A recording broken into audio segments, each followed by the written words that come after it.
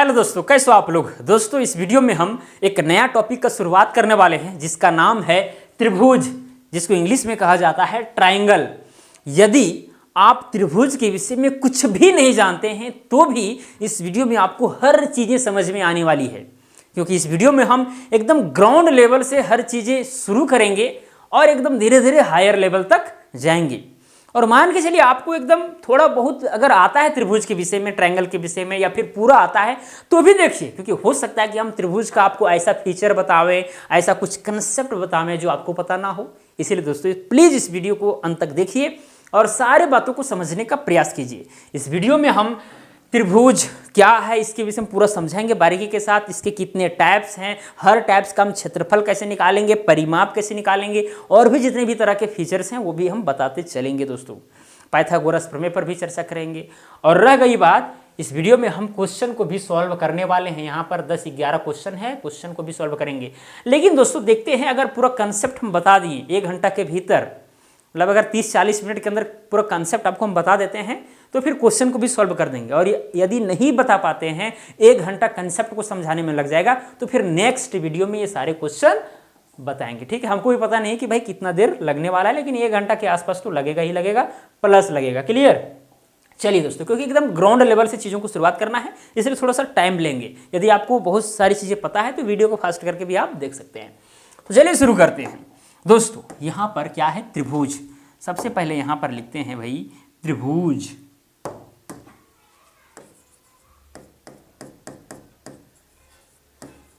यहाँ पर त्रिभुज में 2 चीजें हैं। क्या है, एक है त्रि और दूसरा है क्या चीज, भुज। अब दोस्तों त्रि का मतलब क्या चीज होता है, 3, और भुज का मतलब भुजा।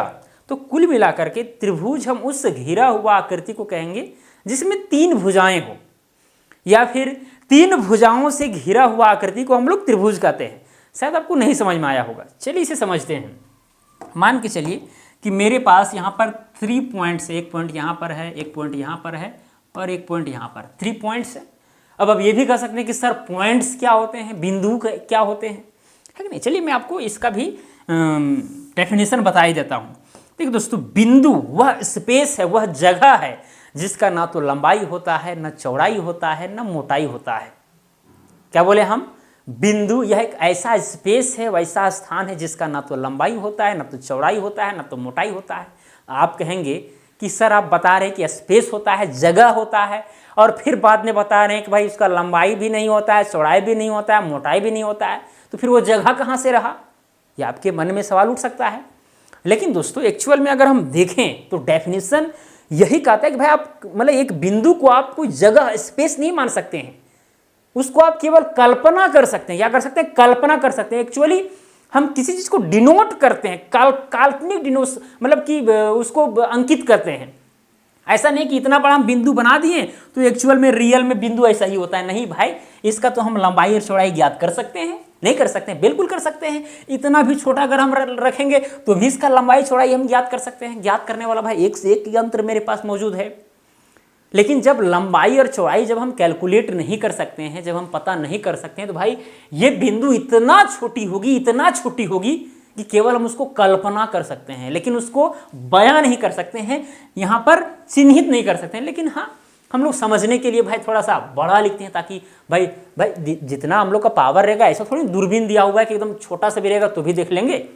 भाई जितना जरूरी है, जितना देख पाएगा मेरा हम लोगों की आंखें, और साथ में जितना होना चाहिए हम लोग लिख देते हैं सिंपली, है कि नहीं। समझने का प्रयास करते हैं, क्योंकि भाई अगर लिखेंगे नहीं, आपको दिखेगा नहीं, तो समझ में कहाँ से आएगा। हम बोलेंगे दोस्तों यहाँ पर एक बिंदु है, यहाँ पर एक बिंदु है, यहाँ पर एक बिंदु है, आपको समझ में नहीं आएगा भाई कहाँ पर बिंदु दिख ही नहीं रहा है। और हम बोलेंगे कि देखो देखिए दोस्तों, यहाँ पर बिंदु जो है एक्चुअली हम देख नहीं सकते हैं, क्योंकि उसमें स्पेस तो होता है लेकिन लंबाई चौड़ाई मोटाई नहीं होता है। हम कैसे लिखेंगे, हम इसी तरह समझाते हैं, तो फिर आपको समझ में आएगा, नहीं आएगा। ठीक है, इसीलिए हम लोग क्या करते हैं, थोड़ा सा बड़ा लिखते हैं ताकि आपको दिखे। क्लियर। तो ये बिंदु का बात हुआ। अब दोस्तों, अब यही जो बिंदु है, बहुत सारा बिंदु अगर एक सीध में अगर ऐसे करके अरेंज हो जाए एक सीध में, तो एक रेखा का निर्माण हो जाता है। क्या चीज का निर्माण होता है दोस्तों, रेखा का। क्लियर। बहुत सारे बिंदुओं से क्या बनता है, एक रेखा बनता है। इसमें अनंत अरबों खरबों बिंदुएं हैं, तब जाकर के एक रेखा का निर्माण हुआ है। बातें समझ में आ रही है? एकदम समझ में आना चाहिए। सब छोटा छोटा चीज़ है, लेकिन हाँ भाई आपको एकदम गहराई से समझने में मदद करेगा। क्लियर? साथ में दोस्तों यहाँ पर देखिए, यहाँ पर तीर का निशान दिया हुआ है, इसका मतलब ये हुआ कि भाई ये आगे तक और जाएगा, एकदम अनंत तक, जहां तक आप ले जाइए उतना दूर तक जाएगा। और इधर भी वही हाल है। लेकिन दोस्तों यदि हम ऐसे करके मान के चलिए यह एक रेखा है और यहाँ से लेकर के यहाँ तक का बात करेंगे, यहाँ से लेकर के मान के चलिए यहाँ पर ये पॉइंट ए है और यहाँ पर एक पॉइंट बी है, मतलब समझिए एक रेखा है जिसमें बहुत सारे पॉइंट्स हैं, बहुत सारे बिंदुएं हैं। तो एक पॉइंट हम यहाँ वाला उठाएं और एक पॉइंट यहाँ वाला लिए, तो ये दोनों का बीच जो यहाँ पर ये जो खंडित दिख रहा है, इसको हम लोग क्या कहेंगे? इसको हम लोग रेखा खंड कहेंगे। क्या कहेंगे? रेखा खंड, लाइन सेगमेंट। क्लियर? और इसको केवल हम रेखा कहेंगे, क्योंकि ये क्या है, ये वाला जो ए बी आप देख रहे हैं ये रेखा खंड है। खंड मतलब टुकड़ा है, जबकि ये रेखा है, इसका कहाँ पर अंत होगा इसका कुछ भी पता नहीं है। क्लियर? साथ में दोस्तों एक किरण भी होता है। क्या होता है? किरण। जैसे मान के चलिए ये रेखा है या फिर रेखा खंड, यहाँ से यहाँ मान के चलिए ये वाला रेखा लेते हैं, ठीक है। अब या फिर चलिए इधर ही बनाते हैं, ऐसे करके, ऐसे है। और दोस्तों यहाँ पर कोई बिंदु है, ठीक है, और बिंदु से हम ऐसे करके मतलब कहाँ तक जाएगा? ये अनंत तक जाएगा, ठीक है, अनंत तक। ये तीर का निशान दिखा रहा है कि अनंत तक जाएगा। तो देख सकते हैं दोस्तों यहाँ पर क्या है, यहाँ तो फिक्स है कि भाई एक बिंदु यहाँ पर है और इधर कितना दूर जाएगा पता नहीं है। तो इस चीज़ को हम लोग कहते हैं किरण। क्या कहते हैं? किरण। इंग्लिश में इसी चीज़ को कहा जाता है रे, इसको कहा जाता है लाइन, इसको कहा जाता है line segment. Segment means actually होता है टुकड़ा, ठीक है। लाइन मतलब रेखा, यानी रेखा का टुकड़ा, रेखा का खंड। क्लियर? तो ये सारी बातें हैं दोस्तों। अब देखिए त्रिभुज, हम बात कर रहे हैं त्रिभुज का। अब ये ज्योमेट्री का चीज़ है, हालांकि और भी गहराई में बहुत सारी चीज़ें हैं, ठीक है। मतलब दो पैरेलल लाइन है, इसमें एक ये रेखा रहती है, फिर यहाँ पर संगत कोण, सम्मुख कोण, ये सब फिर धीरे धीरे समझाएंगे इस चीज़ को, कोई दिक्कत नहीं है। लेकिन त्रिभुज पर चर्चा कर रहे हैं, जिस पर भी बातें करना बहुत जरूरी हो जाता है। तो चलिए दोस्तों, आपको रेखा सेगमेंट के विषय में आपको समझ में आ गया होगा, लाइन सेगमेंट के विषय में। देखिए दोस्तों यहाँ पर दो बिंदुएं हैं, ये है मान के चलिए ए, ये है बी, ये है सी। अब तीनों बिंदु को क्या करेंगे? हम मिला देंगे। क्या करेंगे हम दोस्तों? मिला देंगे। सपोज कीजिए मिलाया तो ऐसे करके ऐसे आया, ठीक है। अभी पहले हम बिंदु को हटा देते हैं, उसके बाद हम इन बिंदुओं को दर्शा देंगे। ओके, ऐसे करके है दोस्तों। मतलब ये जो बिंदु यहाँ पर था, ये बिंदु ए था और ये वाला बी है, और यहाँ पर जो बिंदु है वो क्या है? सी है।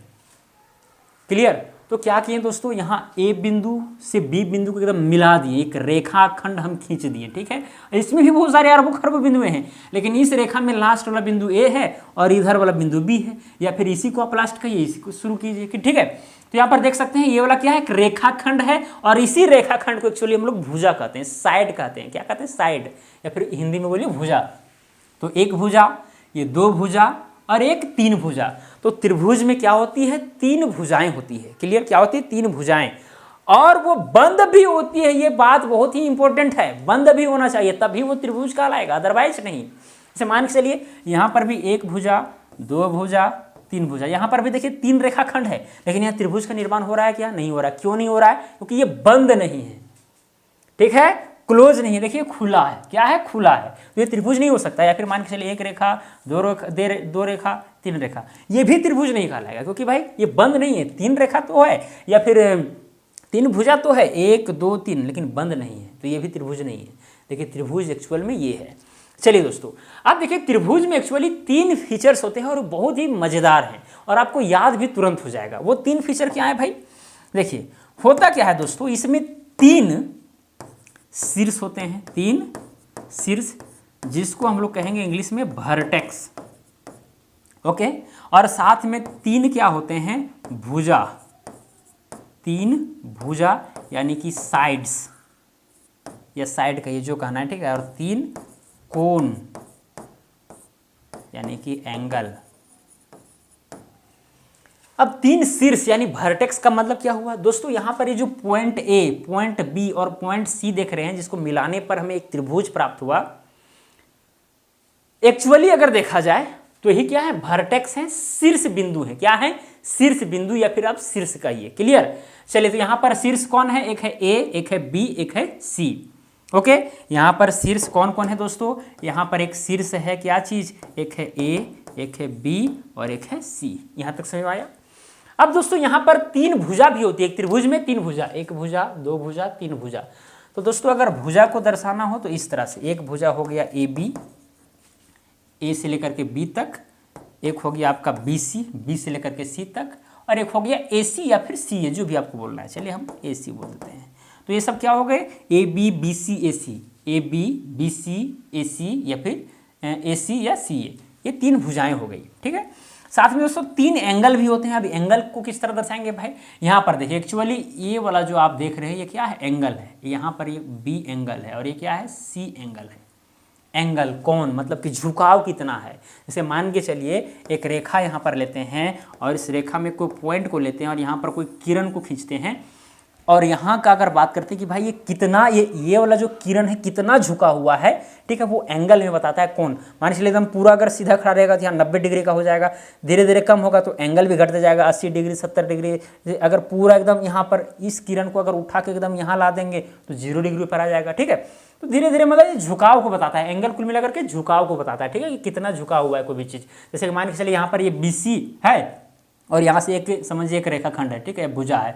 अब ये कितना झुका हुआ है ये एंगल बताएगा कि भाई कितना डिग्री झुका हुआ है इसमें, क्लियर। तो इस तरह से सभी एंगल हैं। तो इस एंगल को हम क्या करेंगे, कोण ए, क्या करते हैं यहाँ पर इस एंगल को दर्शाने के लिए हम लोग कोण ए बोलेंगे, इस एंगल को दर्शाने के लिए कोण बी बोलेंगे, और इस एंगल को दर्शाने के लिए हम लोग कोण सी बोलेंगे। कोई दिक्कत? या फिर कभी कभी जो है हम लोग इस तरह से बोलते हैं BAC, यानी कोण BAC, फिर साथ में बोलेंगे दोस्तों ABC, कोण ABC, फिर बोलेंगे ACB या फिर BCA, कोण BCA। तो जो बीच वाला एक्चुअली होता है, ये देखिए यहाँ बीच वाला वो एंगल बताया, जैसे BCA, ठीक है ना, BAC है ना, BAC मतलब ये वाला एंगल का बात हो रहा है, ऐसे करके ऐसे जा रहे हैं, मतलब ये वाला एंगल का बात हो रहा है। फिर ABC, ठीक है, मतलब ये वाला एंगल का बात हो रहा है। तो इस तरह से भी हम लोग दर्शा सकते हैं, शॉर्ट में इस तरह से दर्शाया जाता है। ओके, चलिए दोस्तों, ये सारी चीज़ें होती है एक त्रिभुज में। यहाँ तो कोई दिक्कत है क्या? यहाँ तक कोई दिक्कत है क्या? बिल्कुल दिक्कत नहीं होना चाहिए। चलिए दोस्तों, अब हम लोग चलते हैं त्रिभुज के प्रकार में, कि भाई यहाँ पर त्रिभुज है तो क्या हर त्रिभुज इसी प्रकार के रहेंगे? और हाँ, एक चीज़ और भी महत्वपूर्ण है, चलिए ये तो हो गया समझने की चीज़। यहाँ पर नोट कर लीजिएगा, किसी त्रिभुज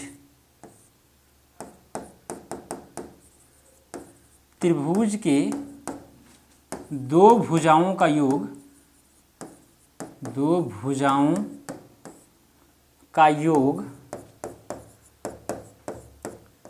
तीसरी भुजा से बड़ी होती है, और वो भी हमेशा। इसका मतलब ये हुआ कि दोस्तों यहाँ पर ये जो ट्रायंगल ABC है, इस ट्रायंगल को दर्शाने का भी तरीका होता है इस तरह से। त्रिभुज, देखिए त्रिभुज को हम लोग इस तरह से दर्शाते हैं और लिख देंगे ABC, मतलब यहाँ पर ये त्रिभुज ABC, इस तरह से हम लोग किसी भी त्रिभुज को दर्शाएंगे। क्लियर? चलिए, यहाँ पर नोट में दोस्तों ये लिखा गया है कि किसी त्रिभुज के 2 भुजाओं का योग तीसरी भुजा से बड़ी होती है। मतलब किन्हीं हम अगर 2 भुजा को जोड़ेंगे तो भाई तीसरी भुजा से वो हमेशा बड़ी होंगी। ये चीज़ हमेशा के लिए आपको नोट करके रखना है।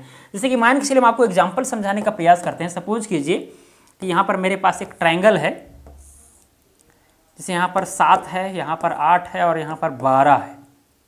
क्लियर? आप किन्हीं भी 2 भुजा को जोड़िए, जैसे कि यहाँ देखिए 8 और 12 कितना हुआ, 20 हुआ। तो यहाँ पर ये 8 मतलब मीटर में मान लीजिए, सब क्या है मीटर में है, ठीक है, क्योंकि यूनिट के बगैर जो है सो कोई भी चीज़, कोई भी क्वांटिटी अधूरा रह जाता है। बस हमारे यूनिट एकदम बहुत ज़रूरी है। जैसे होता है ना कि भाई हम x ये लाएं, x क्या लाएं, या फिर मान के चलिए 7 लाएं, 7 क्या चीज़ यूनिट लगाना पड़ेगा कि भाई 7 kg कुछ लाए हैं, कि 7 आम लाए हैं, कि 7 सेब लाए हैं, कि 7 संतरा लाए हैं। तो सिर्फ यूनिट है, केवल आप 7 खाली संख्या बोल दीजिएगा तो भाई वो तो गिनती हो गया कुल मिलाकर के। जब तक यूनिट नहीं लगाइएगा तब तक पता नहीं चलेगा कि भाई किसके विषय में बात किया जा रहा है। ये सब चीज़ें होती है। तो दोस्तों यहाँ पर किन्हीं 2 भुजाओं को आप ऐड कीजिए, तीसरी भुजा से हमेशा बड़ी होगी। जैसे कि यहाँ 7 और 8 15, तो देखिए 15 जो योग आ रहा है ये तीसरी भुजा से बड़ी है। क्लियर? क्या है? बड़ी है। चलिए इसको यहाँ पर थोड़ा सा छोटा में करके, जैसे यहाँ क्या था 7 मीटर, यहाँ 8 मीटर और यहाँ पर 12 मीटर, तो ये त्रिभुज है। अब किन्हीं दो भुजाओं जैसे 7 और 12 19 हुआ, तो भाई 8 मीटर से बड़ी है कि नहीं।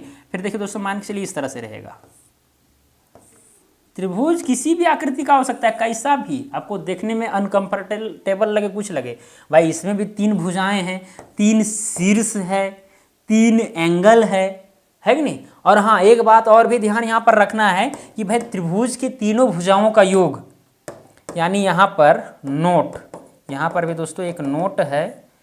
त्रिभुज यानी कि कोण ए प्लस में कोण बी प्लस में कोण सी बराबर में 180 डिग्री होता है। यानी किसी भी त्रिभुज के तीनों कोणों का योग 180 डिग्री होता है। ये हमेशा आपको ध्यान में रखना है, ठीक है।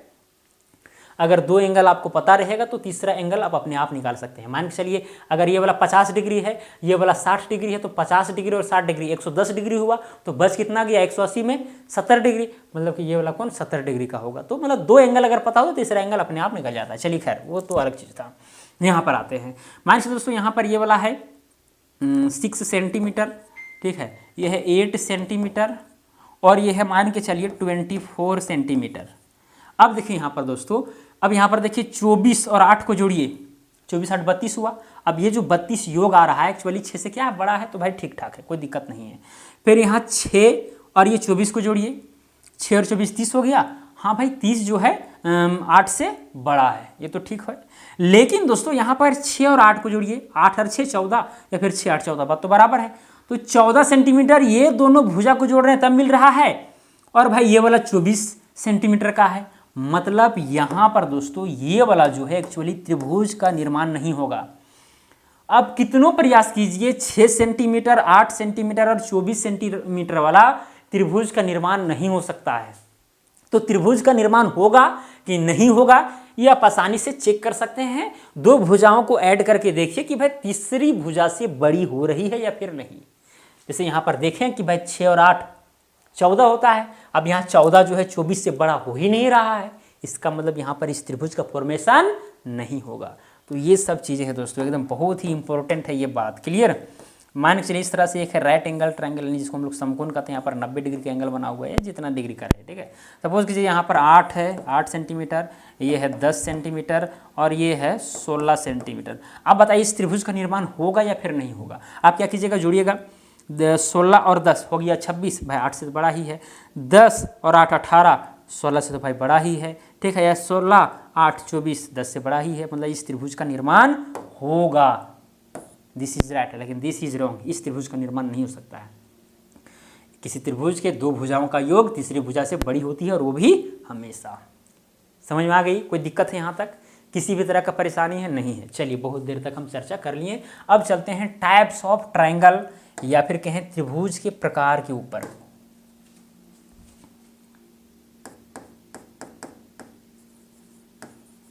त्रिभुज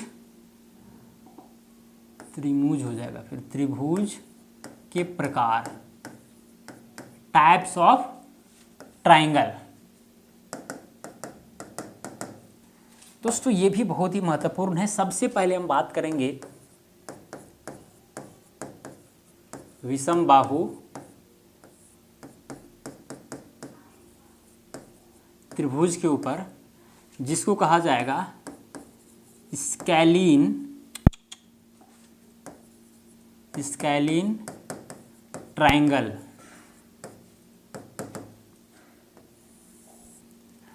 दोस्तों आखिरकार स्केलिंग ट्रायंगल जो है किस प्रकार दिखता है, चलिए इसको यहाँ पर दिखाने का प्रयास करते हैं।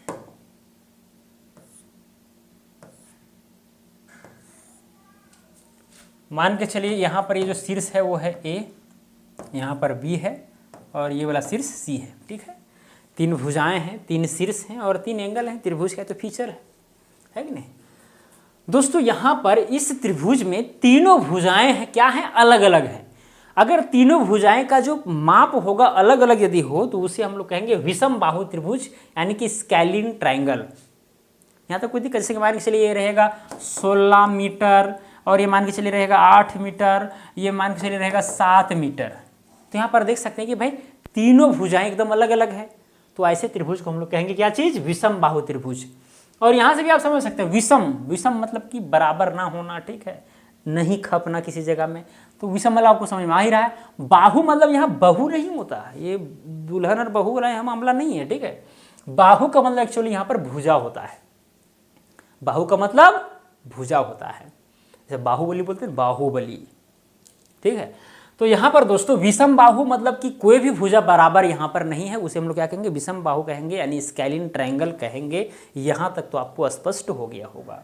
चलिए अब ट्रायंगल का फीचर तो जान ही रहे कि भाई तीनों कोनों का योग तो 180 डिग्री होगा ही होगा, ये तो सिंपल सी फंडा है। साथ में दो भुजा को ऐड करेंगे तो तीसरी भुजा से हमेशा ज़्यादा होगा। देखते हैं ऐड करके, ऐसा बात नहीं ना, हाँ ये ट्रायंगल का निर्माण नहीं होगा। देखिए यहाँ पर क्या हो रहा है, 8 और 7 15 मीटर हो रहा है, जो कि 16 मीटर से बड़ा नहीं है, दिस इज रॉन्ग। यहाँ पर ट्रायंगल का निर्माण नहीं होगा, ठीक है। तो यहाँ पर दोस्तों क्या करेंगे, थोड़ा सा अलग मेजरमेंट लेंगे। यहाँ मान के चलिए यहाँ पर 10 मीटर है और यहाँ पर समझिए, सॉरी, यहाँ पर सपोज कीजिए ये वाला जो है 8 मीटर है, या फिर मान के चलिए 9 मीटर है। क्लियर, यहाँ पर अब त्रिभुज का निर्माण होगा। यहाँ 16 और 9 करेंगे तो 25 जो 10 से बड़ा है, या 10 और 9 19 जो 16 से बड़ा है। ये सब बहुत इंपॉर्टेंट चीज़ है। बहुत लोग क्या करते हैं, बहुत टीचर ट्रायंगल तो लेते हैं, एग्जाम्पल तो लेते हैं, लेकिन पता चलता है कि भाई दो भुजाओं का योग जो है तीसरी भुजा से छोटी हो जा रही है, तो भाई वहाँ ट्रायंगल का निर्माण ही नहीं हो रहा है और आप यहाँ पर पूरा हल कर रहे हैं उसको, है नहीं। होता है कभी कभी मिस्टेक, हमसे भी हो सकता है, क्या कीजिएगा, है ना। लेकिन जो कंसेप्ट है वो तो आपको मिलेगा बेधड़ल्ले से, कोई दिक्कत नहीं है, ठीक है। चलिए दोस्तों, यहाँ पर ये चीज़ था। अब मान के चलिए, अब इसका अगर क्षेत्रफल निकालने की बात हो तो हम क्या करेंगे। देखिए हमारे पास दो ऐसे फार्मूले हैं जो किसी भी त्रिभुज का क्षेत्रफल निकाल के दे सकते हैं। अब वो नहीं देंगे निकाल करके, खुद निकालना पड़ेगा, लेकिन उनका प्रयोग कर सकते हैं, ठीक है। वो क्या तरीके हैं, थोड़ा सा इसको समझने का प्रयास कीजिएगा, अदरवाइज हमेशा भटकते रह जाइएगा भाई, हम बता दे रहे हैं। सबसे पहला तरीका दोस्तों, त्रिभुज का क्षेत्रफल बराबर 1/2 गुने में आधार,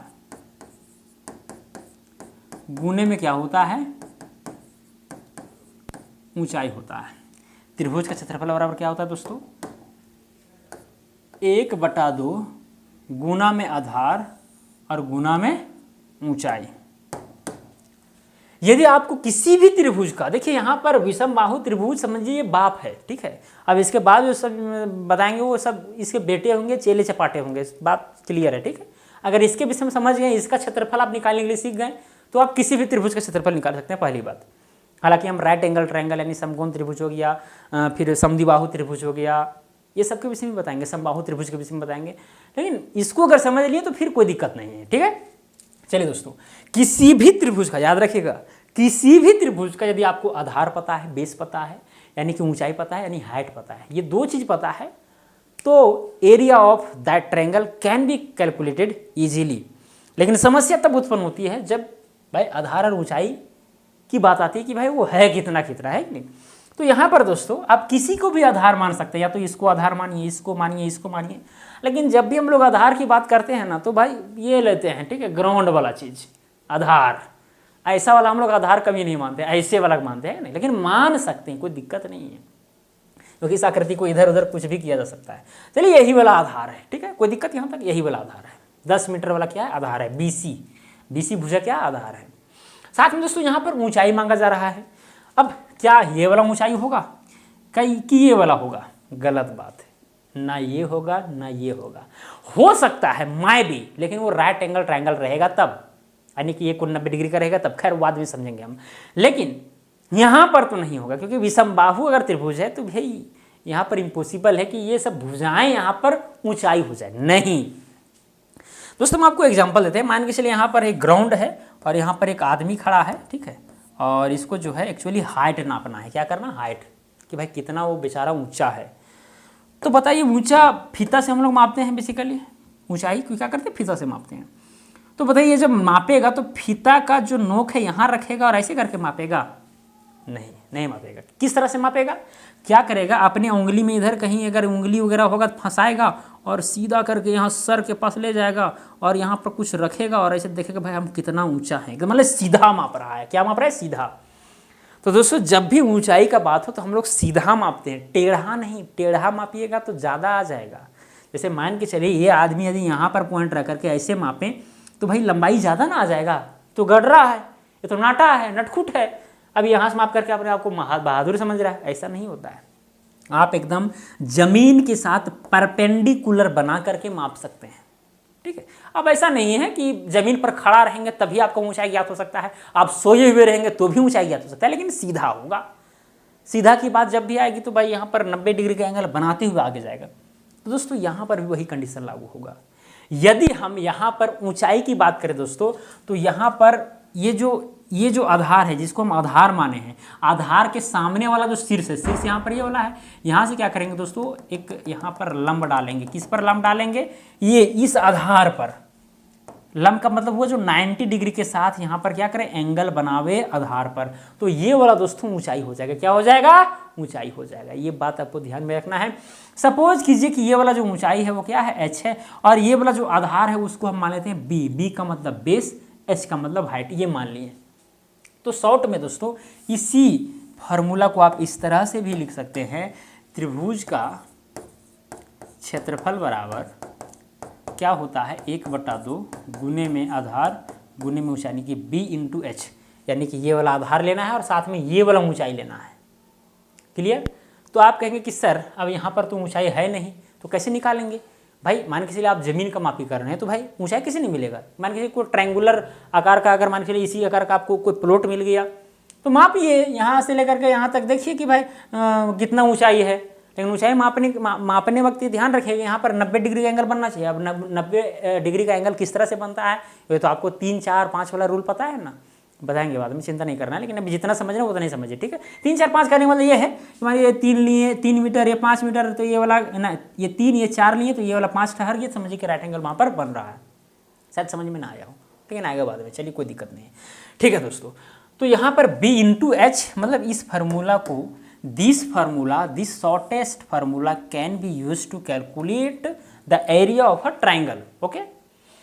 अब दोस्तों यहाँ पर सपोज कीजिए ये वाला तो भाई बेस है, बेस का यहाँ मान जो है 10 है, तो चलिए हम यहाँ पर रखते हैं फार्मूला में, ये 1/2 हो जाएगा।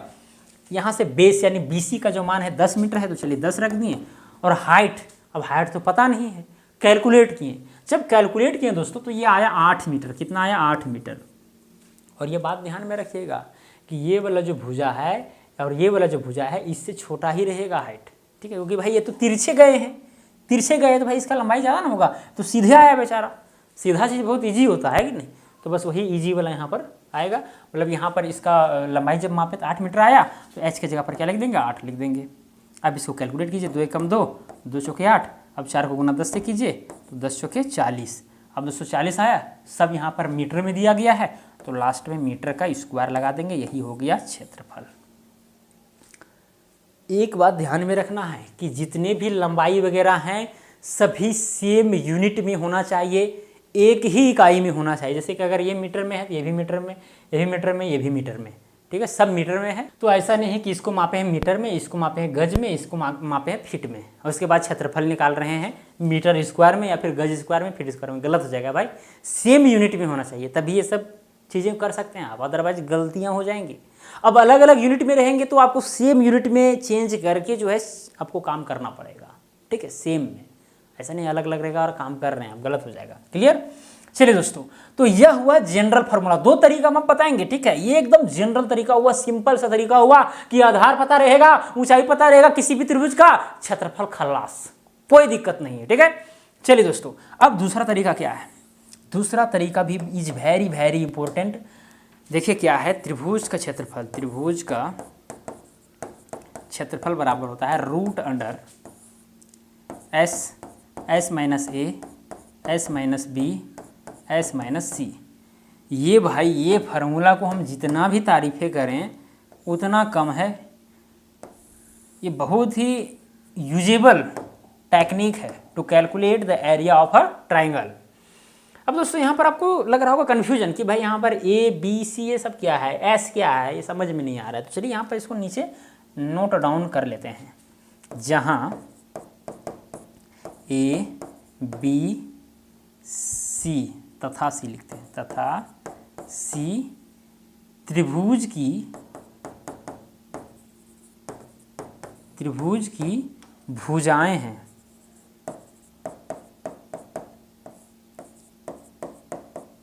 और एस त्रिभुज का अर्ध परिमाप है।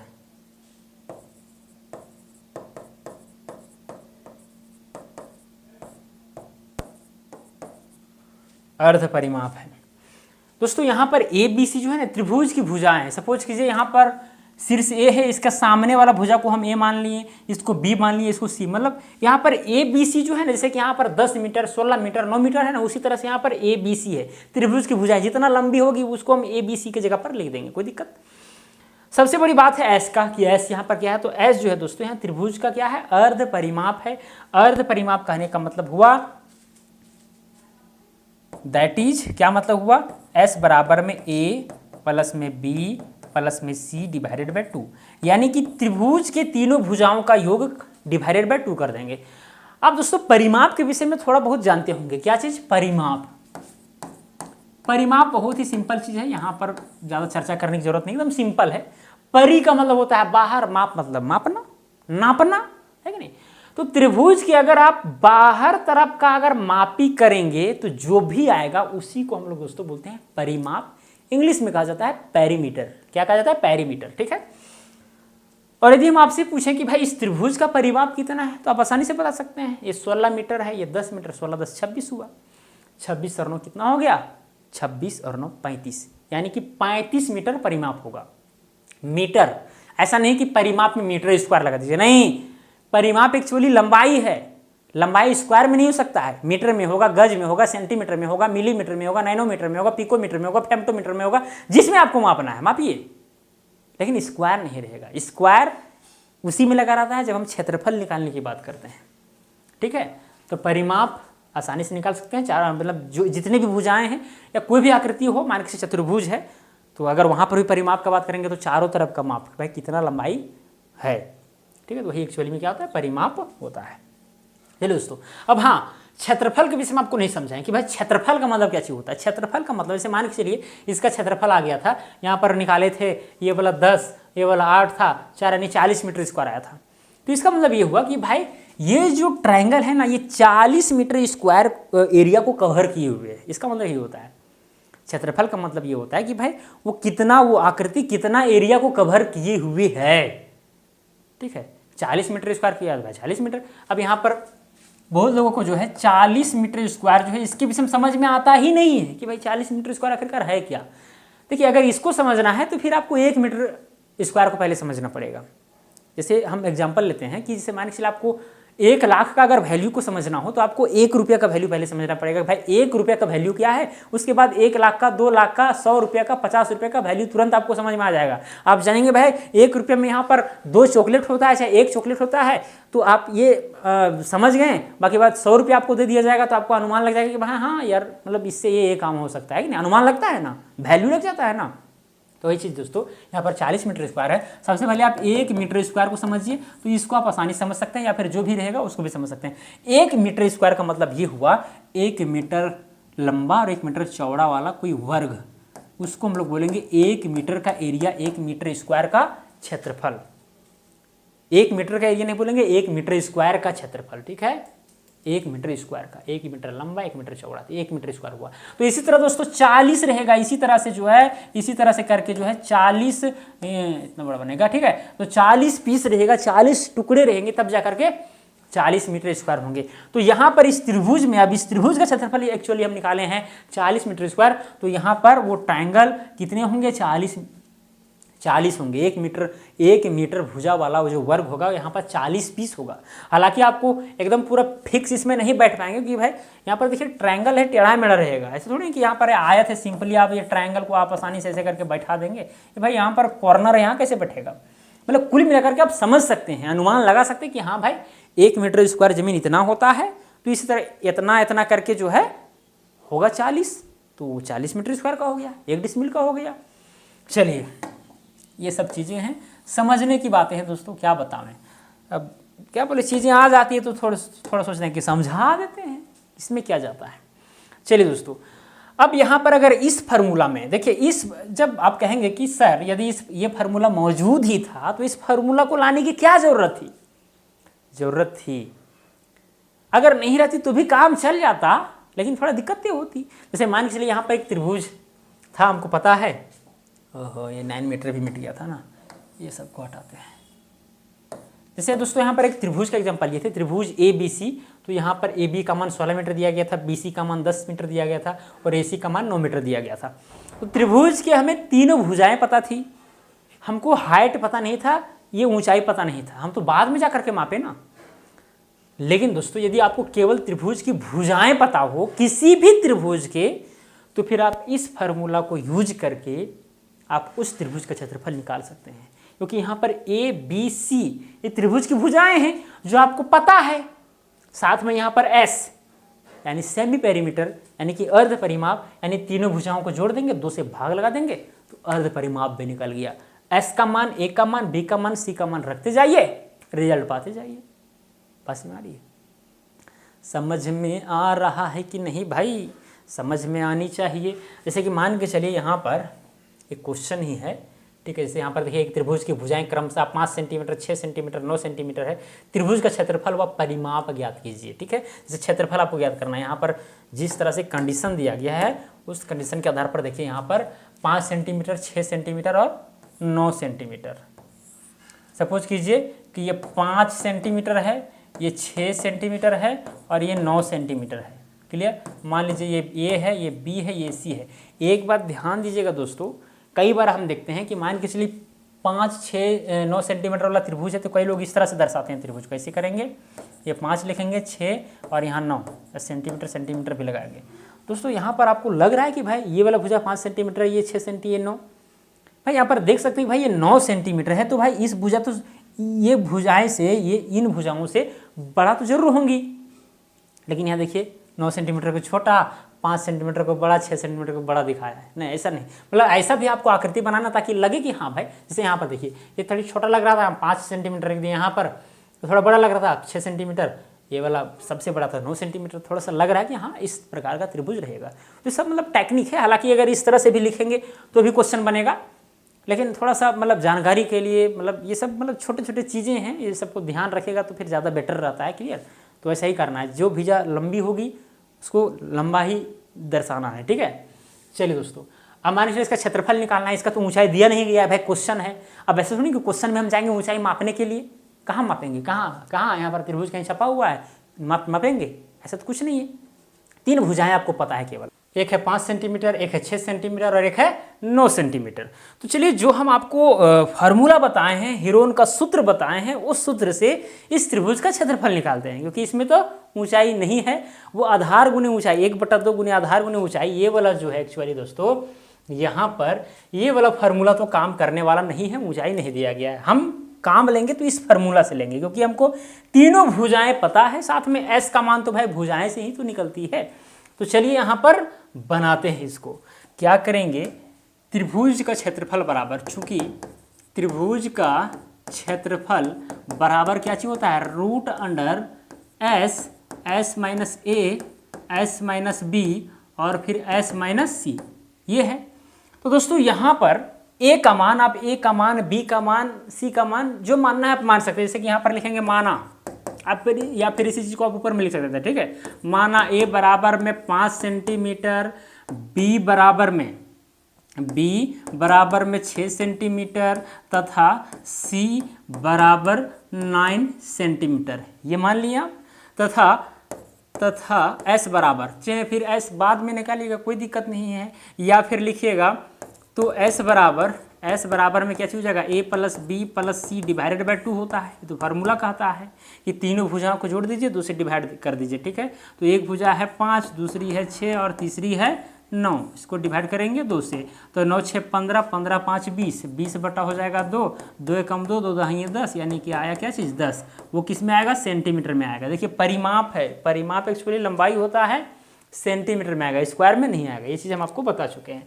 एस का मान हमको पता हो गया दोस्तों, ए बी सी सब पता है, तो इसीलिए क्या हो जाएगा? इसीलिए मान के चलिए त्रिभुज ए बी सी है, देखिए जब यहाँ पर इसको ए माने हैं, इसको बी माने, इसको सी माने हैं, तो यहाँ पर ए, यहाँ पर बी और यहाँ पर सी मानेंगे तो ज़्यादा बेटर रहेगा। मतलब ए के सामने वाला ए, ठीक है, बी के सामने वाला बी, सी के सामने वाला, या फिर अगर इसी तरह रहेगा तो कोई दिक्कत नहीं है, नो प्रॉब्लम, ठीक है, नो प्रॉब्लम। क्लियर, चलिए छोड़ देते हैं उसी तरह से। तो यहाँ पर क्या हो जाएगा दोस्तों, त्रिभुज, तो इसीलिए क्या हो जाएगा, त्रिभुज ए बी सी का क्षेत्रफल बराबर हो जाएगा रूट अंडर एस। एस का मान दोस्तों कितना यहाँ पर 10 है, फिर हम देखिए एस माइनस ए, यानी एस की जगह पर तो 10 ही रखेंगे, फिर माइनस ए है, माइनस ए की जगह पर 5 माने हैं तो 5 यहाँ लिखेंगे, फिर एस माइनस बी, तो एस की जगह पर कितना है, एस तो मेरा 10 है और बी कितना है दोस्तों 6 है, फिर एस माइनस सी होता है तो एस तो 10 है और सी एक्चुअली कितना है, सी 9 है। ओके, ये चीज़ है। अब उसके बाद में यहाँ पर क्या हो जाएगा, रूट अंडर, ये है यहाँ पर 10, 10 में से 5 जाएगा तो बचेगा यहाँ पर 5, फिर गुना 10 में से 6 जाएगा तो बचेगा यहाँ पर 4, फिर गुना 10 में से 9 जाएगा तो बचेगा 1। सबको घटा देंगे, घटेगा तो है कि नहीं। अब ब्रैकेट भाई, ब्रैकेट यहाँ पर ब्रैकेट है, ये ब्रैकेट है, यहाँ कुछ नहीं तो मतलब गुना है। क्लियर, सबको गुना कर दिए। चलिए अब गुना करते हैं, 10 पच्चे 50 और 50 चौके कितना हो जाएगा, 200, यानी कि रूट अंडर क्या हो जाएगा दोस्तों, 200। अब इसका अगर निकलता है वर्गमूल तो निकालिए, ठीक है, निकल भी करेगा, ऐसा थोड़ी नहीं है। जैसे कि हम 200 को लिख सकते हैं 2 गुने 100। अब 100 का तो वर्गमूल हमें पता है, 100 का वर्गमूल 10 होता है, तो 10 तो बाहर आ जाएगा क्योंकि 10 दाई 100 होता है कि नहीं, और ये रूट 2 जो है सो अंदर में ही रहेगा। और बाकी बात क्या चीज़ में दिया गया था, सेंटीमीटर में, तो यहाँ पर सेंटीमीटर लिखिए और स्क्वायर लगा दीजिए दोस्तों। यही हो जाएगा इस त्रिभुज का क्षेत्रफल। यही क्या है, क्षेत्रफल है 10√2 सेंटीमीटर स्क्वायर। बाकी बात इसको आप दशमलव में रूट को हटा भी सकते हैं, रूट को हटा करके वहाँ पर गुना में 1.41 इस सब से गुना कीजिए तो आ जाएगा, है नहीं, तो फिर इसी तरह छोड़ दीजिए, कोई दिक्कत नहीं है। तो देखिए यहाँ पर कौन सा ऑप्शन सही हो जाएगा, 10√2 वर्ग सेंटीमीटर, ठीक है, ये वाला 10√2 वर्ग सेंटीमीटर, और कहीं पर है नहीं है। बाकी बात जो 20 सेंटीमीटर है एक्चुअली क्या है, परिमाप भी पूछा था तो परिमाप तो यहीं से निकल जा रहा है, 6 5 11, 11 9 20 है ना, तो 20 सेंटीमीटर तो है ही दोस्तों। इस तरह से जो है ऐसे क्वेश्चन बनेंगे। यहाँ पर हम तो एक एग्जाम्पल, एक समझिए क्वेश्चन लिए हैं। अगर इसी तरह से कोई भी त्रिभुज दिया रहेगा, उसकी 3 भुजा अगर आपको पता रहेगी तो इसी तरह से दोस्तों आपको ए बी सी मान लेना है, एस का मान निकाल लेना है, फार्मूला में बैठा देना है, कैलकुलेट कर देना है, आपका क्षेत्रफल निकल गया। आपका क्षेत्रफल नहीं, त्रिभुज का क्षेत्रफल, ठीक है। चलिए खैर, तो ये सब चीज़ें हैं दोस्तों। हीरोन का सूत्र जो है ये बहुत ही इंपॉर्टेंट चीज़ है। यहाँ पर आप लिख सकते हैं हीरोन का सूत्र, क्या लिख सकते हैं, हीरोन का सूत्र, हीरोन्स फॉर्मूला। यहाँ तक कोई दिक्कत दोस्तों, यहाँ तक कोई भी दिक्कत नहीं होना चाहिए। तो ये हुआ विषमबाहु त्रिभुज के विषय में। अब दोस्तों यहाँ पर हम बात करेंगे डायरेक्ट समबाहु त्रिभुज के विषय में। किसके विषय में, डायरेक्ट, ये तो पहला नंबर हुआ। दूसरा नंबर दोस्तों हम बात करेंगे समबाहु, समबाहु त्रिभुज, जिसको कहते हैं इक्विलैटरल, इक्विलैटरल ट्रायंगल। क्वेश्चन तो नहीं बता पाएंगे क्योंकि बहुत वीडियो लंबी हो जा रही है दोस्तों। यहाँ पर सम मतलब होता है बराबर, विषम मतलब बराबर नहीं। इसके पहले हम विषम वाला चर्चा किए थे, ठीक है, विषम मतलब बराबर नहीं, सब तीनों भुजाएं अलग अलग थी। लेकिन यहाँ पर है समबाहु और यहाँ पर है त्रिभुज। तो भाई समबाहु त्रिभुज किस प्रकार का रहता है, देखिए एकदम इस तरह से रहेगा, एकदम हैवी सा बना रहेगा। इसमें तीनों भुजाएं दोस्तों एकदम बराबर रहेंगी। सम मतलब बराबर, बाहु मतलब भुजा, तीनों भुजाएं बराबर। मान के चलिए ये है ए, ये है बी और ये है सी, इसे कहेंगे हम लोग समबाहु त्रिभुज। सपोज कीजिए कि यहाँ पर एक भुजा ये वाला ए है तो ये वाला भी ए होगा, क्योंकि भाई समबाहु है, सभी भुजाएं बराबर होंगी। ये सिंपल सी फंडा है, ठीक है। अब दोस्तों इसका क्षेत्रफल निकालना हो तो देखिए यहाँ पर जो विषमबाहु में हम लोग पढ़े हैं 2 फार्मूला, ये सब जनरल फार्मूला है भाई, हर जगह लागू होंगे ये फार्मूला, और ये हर जगह लागू होंगे, हर त्रिभुज में। ना बोले कि ये बाप है सबका, ठीक है, बाकी बात ये सब बेटा है, ये सब क्या है, सब बेटा है, मतलब सब जगह लागू हो जाएगा, दोनों फार्मूला सब जगह। मान के चलिए आपको इसका क्षेत्रफल निकालना है तो एक फार्मूला हो गया 1/2 गुने आधार गुने ऊंचाई। मान के लिए इसको आधार ले लिए और यहाँ से अगर ये वाला ऊंचाई आपको पता रहेगा, ठीक है, तो निकल गया क्षेत्रफल। या फिर अगर तीनों भुजाएं आपको पता है तो हीरोन का फार्मूला लगा दीजिए, निकल गया क्षेत्रफल। सिंपल से एक चीज़ जानना है, सभी चीज़ जान जाइएगा। बाकी दोस्तों एक और प्रॉपर्टी है, ये सब भी समझ लीजिए। जैसे यहाँ पर अगर हम ऐसे लंब खींचेंगे, लंब, तो ये वाला यहाँ से लेकर के यहाँ तक, सपोज कीजिए यहाँ पर ये पॉइंट डी है, क्या है, यहाँ पर पॉइंट दोस्तों डी है। ओके, तो यहाँ से यहाँ तक हो जाएगा a/2 यानी आधा हो जाएगा, और ये वाला भी हो जाएगा a/2। और ये भी बात ध्यान में रखना है कि यहाँ पर जो तीनों एंगल है 60-60 डिग्री के हो जाएंगे। सभी कोण 60 डिग्री के होंगे। 60 डिग्री 60 डिग्री 120 डिग्री हुआ, फिर 60 डिग्री 180 डिग्री। क्लियर? हम तो जानते हैं कि भाई त्रिभुज के तीनों कोणों का योग 180 डिग्री होता है। तो यहाँ पर समबाहु त्रिभुज है तो सभी एंगल भी बराबर होंगे, भुजाएं तो बराबर होंगी, एंगल भी बराबर हो जाएंगे। ओके, बाकी बात फार्मूला तो सेम है। बाकी बात एक शॉर्ट फार्मूला हीरोन वाला ही है, ठीक है। जैसे अगर त्रिभुज ABC का क्षेत्रफल, या फिर त्रिभुज, या फिर इस तरह से लिखे समबाहु त्रिभुज ABC का क्षेत्रफल बराबर में, शॉर्ट में आप इसे जो है √3/4 a का स्क्वायर, इससे आप निकाल सकते हैं। मतलब √3/4। अब मान के चलिए एक भुजा आपको पता है, एक भुजा पता है तो वहाँ a का स्क्वायर कर दीजिए। जैसे कि मान के चलिए हम एक एग्जाम्पल लिए, सपोज कीजिए कि एग्जाम्पल हम लिए, एक त्रिभुज है इस तरह से। ओके, और ये समबाहु त्रिभुज है, तीनों भुजाएं बराबर है। अगर मान के चलिए 10 मीटर है तो सब 10 मीटर होंगे, ये भी 10 मीटर और ये भी 10 मीटर। ओके, अब इस समबाहु त्रिभुज का क्षेत्रफल आपको निकालना है। तो एरिया बराबर क्या हो जाएगा, √3/4 होता है। क्या होता है, √3/4 a का स्क्वायर। तो a की जगह पर यहाँ पर भुजा है, भुजा की लंबाई है, तो 10 a की जगह पर 10 होगा। अब a का स्क्वायर तो 10 का भी स्क्वायर हो जाएगा, बराबर क्या हो जाएगा, यहाँ पर बराबर में हो जाएगा √3/4। 10 का स्क्वायर करेंगे तो क्या हो जाएगा, 10 दहाई 100। ओके, 4 एकम 4 और 25 चौक 100। 25 गुना √3 से कहिए तो 25√3। अब यहाँ मीटर में दिया गया था तो मीटर स्क्वायर। तो ये शॉर्ट फार्मूला हुआ। अब आप कहिएगा कि सर आप बताएं कि भाई त्रिभुज का क्षेत्रफल निकालने का 2 ही जनरल फार्मूला होता है, ये कहाँ से आ गया। एक्चुअली जो फार्मूला आया दोस्तों हीरोन के फार्मूला से ही निकला है। ये फार्मूला जो है, ये फार्मूला हीरोन के सूत्र से, हीरोन का जो फार्मूला है यहाँ पर, ये जो आप देख रहे हैं √S S - C S - B S - C, यहीं से वो फार्मूला निकला है। क्योंकि यहाँ पर ABC जो तीनों अलग अलग भुजाएं थी, वहाँ पर A सब जगह बैठ जाएगा, फिर S तो है ही, ठीक है। तो इस तरह से जब आप कैलकुलेट करेंगे तो फिर आपको इस तरह से √3/4 और a का स्क्वायर मिल जाएगा। बातें समझ में आ रही है, एकदम आ रही होगी, ठीक है। तो यह हुआ समबाहु त्रिभुज का एग्जाम्पल। अब दोस्तों चलते हैं आगे। इस तरह से आपको रहेगा तीसरा नंबर, समद्विबाहु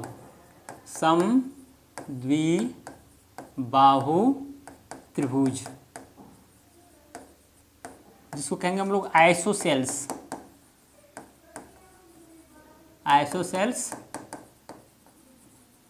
ट्रायंगल। ये क्या है भाई, समद्वि, सम मतलब होता है बराबर, द्वि मतलब दो, बाहु मतलब भुजा, यानी दो भुजा बराबर होंगे। जैसे मान चलिए इस तरह से, जैसे यहाँ पर ABC, इस भुजा में दोस्तों यहाँ पर AB बराबर में क्या है, AC है।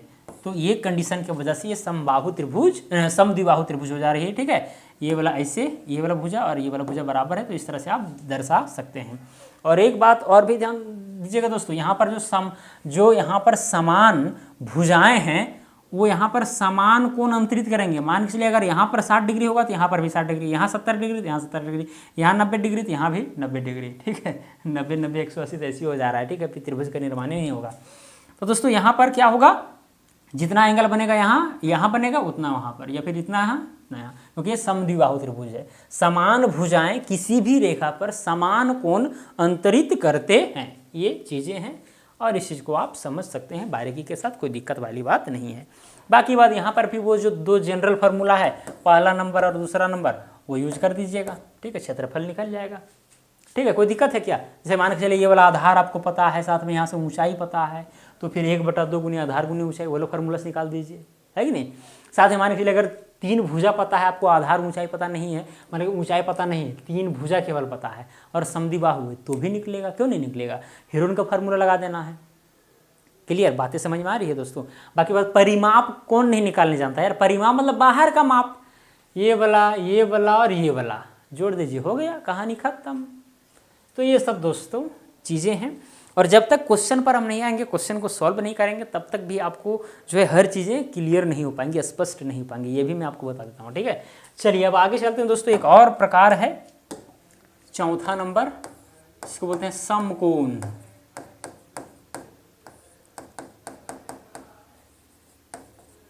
यानी कि राइट एंगल्ड ट्राइंगल। ओके, समकोण त्रिभुज। समकोण, सम मतलब होता है 90 डिग्री का। ठीक है, सम मतलब यहाँ पर 90 डिग्री समझना है, यानी 90 डिग्री का मिनिमम एक कोण रहेगा, उसे हम समकोण त्रिभुज कहेंगे, राइट एंगल ट्रायंगल कहेंगे। जैसे कि मान के चलिए ऐसे है, सॉरी थोड़ा सा सीधा हो जाने दादा, ये ऐसे और ये ऐसे गया है, सपोज कीजिए, सपोज करना है। ठीक है, रियलिटी में नहीं मानना है। यहाँ पर ए, ये बी और ये सी, 3 शीर्ष हैं, 3 त्रिभुज है भाई, तो 3 शीर्ष होंगे, 3 एंगल होंगे, 3 भुजाएं होंगी। ये तो सिंपल सी फंडा है दोस्तों। समकोण त्रिभुज इतना खतरनाक है भाई, इतना खतरनाक है कि भाई जितना भी इसको पढ़ेंगे, ट्रिगोनोमेट्री का अगर आप अध्ययन करेंगे तो पता चलेगा कि भाई मतलब 99% जो है बातें केवल इसी पर हो रही है। क्योंकि ये जो समकोण त्रिभुज है दोस्तों, इससे हम लोग बहुत सारी चीज़ें को कैलकुलेट करते हैं कि भाई कोई पेड़ पर हम नहीं चढ़ पा रहे थे, पेड़ का ऊंचाई ज्ञात कर सकते हैं, चंद्रमा का दूरी, यहाँ से मंगल ग्रह का दूरी, या फिर और भी चीज़ों का, टावर का ऊंचाई, सारा चीज़ ज्ञात कर सकते हैं समकोण त्रिभुज वाला कंसेप्ट को यूज करके। ठीक है, ये बहुत बड़ा इंपॉर्टेंट चीज़ है। चलिए दोस्तों, तो ये समकोण त्रिभुज है। समकोण त्रिभुज इसीलिए हम इसे कहते हैं क्योंकि इसमें मिनिमम एक एंगल 90 डिग्री का है। अगर एक एंगल 90 डिग्री का हो जाए तो वो समकोण त्रिभुज कहलाता है। और 90 डिग्री के सामने वाला जो भुजा होती है उसको हम लोग कहते हैं कर्ण। क्या कहते हैं? कर्ण। इंग्लिश में कहा जाता है हाइपोटेनियस, जिसको हम एस से दर्शाते हैं। ठीक है, बाकी बात इसको आप मान लीजिए आधार, बेस, जिसको बी से दर्शाएंगे, और इसको मान लीजिए आप लंब, यानी कि परपेंडिकुलर। क्या मान लीजिए दोस्तों? परपेंडिकुलर। अब ऐसा आप नहीं समझिएगा कि भाई जो खड़ा रहेगी वही लंब कहलाएगी, ऐसा बात नहीं। इसको आधार और इसको लंब मान सकते हैं। लंब और आधार में इंटर कन्वर्सन हो सकता है, बट ये कर्ण जो है, कर्ण कर्ण है भाई, ये तो हमेशा बड़ा ही रहेगा। कर्ण जो है हमेशा समकोण त्रिभुज में बड़ी भुजा होती है। ये बात आपको कान खोल करके सुन लेना चाहिए। ठीक है, चलिए दोस्तों, अब यहाँ पर एक और चीज है जिसको हम लोग पाइथागोरस प्रमेय कहते हैं। क्या कहते हैं? पाइथागोरस, पाइथागोरस प्रमेय। ये क्या है? ये भी वेरी वेरी इंपॉर्टेंट है। यहां पर दोस्तों किसी भी समकोण त्रिभुज में h का स्क्वायर यानी कि कर्ण का स्क्वायर बराबर में होता है आधार का स्क्वायर यानी कि b का स्क्वायर प्लस में लंब का स्क्वायर यानी कि p का square. This is very very important theorem. कर्ण का स्क्वायर बराबर में आधार का स्क्वायर प्लस में लंब का स्क्वायर यानी कि h स्क्वायर बराबर में b स्क्वायर प्लस में p स्क्वायर। तो ये हुआ दोस्तों पाइथागोरस प्रमेय। यदि आपको आधार पता है, लंब पता है, तो कर्ण आप आसानी से निकाल सकते हैं। कर्ण पता है, आधार पता है, तो लंब निकाल सकते हैं। भाई किसी भी इक्वेशन में जितने भी अचर मतलब कि वेरिएबल टर्म्स हैं, वेरिएबल नंबर है, जैसे एच है, बी, यहाँ 3 वेरिएबल है, तो 2 आपको पता रहेगा तो तीसरा निकल जाएगा। मान के चलिए 4 वेरिएबल रहता है, 3 आपको पता है, चौथा निकल जाएगा। ये कंडीशन होती है। ठीक है, तो ये बहुत ही इंपॉर्टेंट है। आप जगह जगह पर यूज करेंगे क्वेश्चन में, तो फिर वहाँ पर चीज़ें एकदम स्पष्ट हो जाएंगी, चिंता आपको नहीं करना है। बाकी बात अगर इसका क्षेत्रफल निकालने की बात हो तो वही बाप वाला जो मतलब रूल है, जो इसका बाप है विषमबाहु त्रिभुज, उसी का लगा देना है। जो पहला फार्मूला था 1/2 गुने आधार गुने ऊंचाई, वो भी चलेगा। ये वाला हो जाएगा आधार, और यही लंब ऊंचाई एक्चुअली होता है। ये आधार आधार ही रहेगा और ये लंब ही एक्चुअली ऊंचाई होता है। ठीक है, ये कर्ण है। ठीक है, कर्ण लंबी भुजा होती है समकोण त्रिभुज में। ठीक है, और दूसरा फार्मूला है वही हेरोन का सूत्र, वो भी लगा दीजिए, है कि नहीं। तीनों भुजाएं अगर आपको पता रहेंगी तो भी आप इसका क्षेत्रफल निकाल सकते हैं। तो ये सब छोटे मोटे कंसेप्ट थे जो आपको मैंने बताया। त्रिभुज के टाइप्स के विषय में समझाया, क्षेत्रफल क्या है, परिमाप क्या है, त्रिभुज के विषय में समझाया, बहुत सारे छोटे छोटे टर्म्स थे उसको समझाया। तो मुझे उम्मीद है कि आपको समझ में हर चीज़ें आ गई होंगी। बाकी बात तो क्वेश्चन जिसमें बताएंगे, नया नया चीज़ आएगा तो भाई उसको तो क्लियर करेंगे ही करेंगे। तो वीडियो ज़्यादा लंबा ना हो, इसीलिए हम वीडियो को ज़्यादा खींचना भी नहीं चाहेंगे। तो जितना आज आप चर्चा हम जो किए हैं और जो आप देखे हैं, इसको थोड़ा सा नोट कर लीजिएगा और सही ढंग से पढ़ लीजिएगा। उसके बाद दोस्तों हम क्वेश्चन की ओर बढ़ेंगे। इसके बाद ही सभी क्वेश्चन को क्या करेंगे? हल करेंगे। इसके बाद का जो वीडियो रहेगा क्वेश्चन पर ही रहेगा, ठीक है। इसीलिए आने वाला वीडियो पर थोड़ा सा अडिग रहिएगा, ध्यान दीजिएगा और ज़रूर देखिएगा। तो चलिए दोस्तों, आज के लिए इतना ही। अब मिलेंगे अगला वीडियो में। जय हिंद, वंदे मातरम।